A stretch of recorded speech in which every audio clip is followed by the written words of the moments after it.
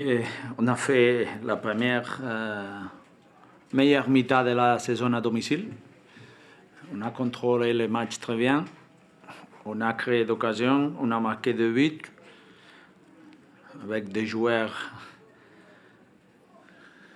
qui ont 19 ans.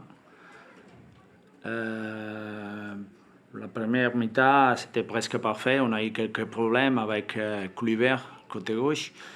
Mais en la deuxième mi-temps, je crois que les joueurs ont été un peu fatigués. On n'a pas réussi avec les changements, les remplaçants n'ont pas été au même niveau que les joueurs qui ont joué la première mi-temps. Et ça, et un peu avec la fatigue, je peux trouver la différence entre la première mi-temps et la deuxième mi-temps. Nice a aussi changé, peut-être aussi en faisant entrer deux latéraux, ça a changé un peu son jeu. Et vous n'avez pas su répondre en fait à ça, non? Mais je crois que ni le latéral droit ni le latéral gauche ont créé rien.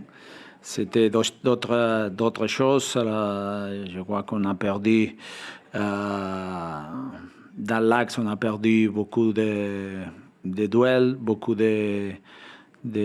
c'est pour ça qu'on a changé, qu'on a essayé de mettre quelqu'un dans l'axe comme Jens, mais on n'a pas réussi à rien changer.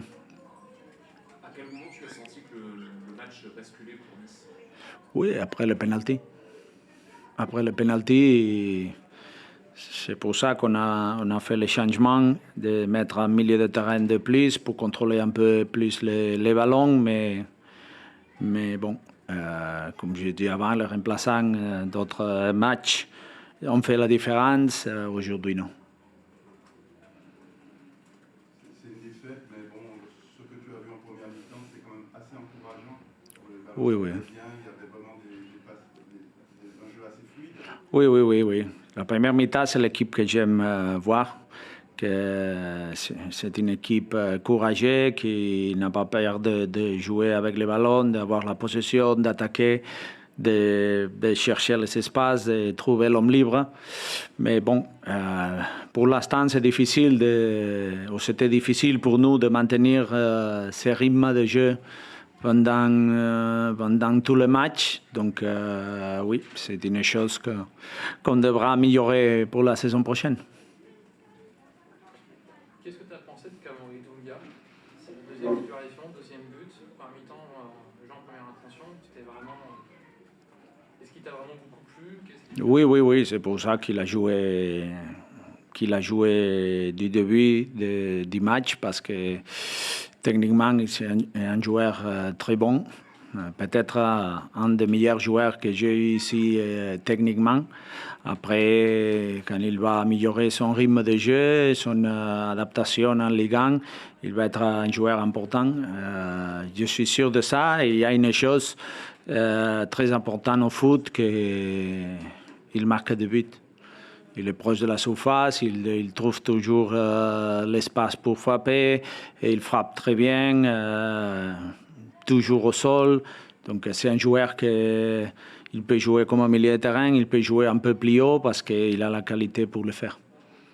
Comment t'expliques que ton équipe, qui est quand même en général très solide, prenne 3 buts en 8 minutes? Bon, j'espère, parce que c'est le dernier match de la saison. Aussi, c'était une saison pas facile si on parle de blessures. Beaucoup de joueurs blessés. Deuxième mi-temps, j'ai trouvé l'équipe un peu fatiguée, mais on n'a pas eu beaucoup de remplaçants qui peuvent jouer comme un défenseur ou qui peuvent jouer comme un milieu de terrain. Donc oui, c'était compliqué après changer, mais on a eu une occasion de but dans les dernières minutes pour égaliser, mais on n'a pas eu la chance de le faire. Tu parles. Vas-y, Jean. Non, vas-y. Non, c'était une question autre, moi. C'était sur Mbappé. Vas-y. Tu parles de but. Toi, tu es ancien joueur du Barça, etc. Est-ce que tu es content que Mbappé n'aille pas au Real et reste en France, du coup? Oui, parce que on va les voir ici. Et ça, c'est une très bonne chose pour les championnats français. Et aussi parce qu'avec lui, le Real Madrid serait plus fort. Donc oui. OK. Merci.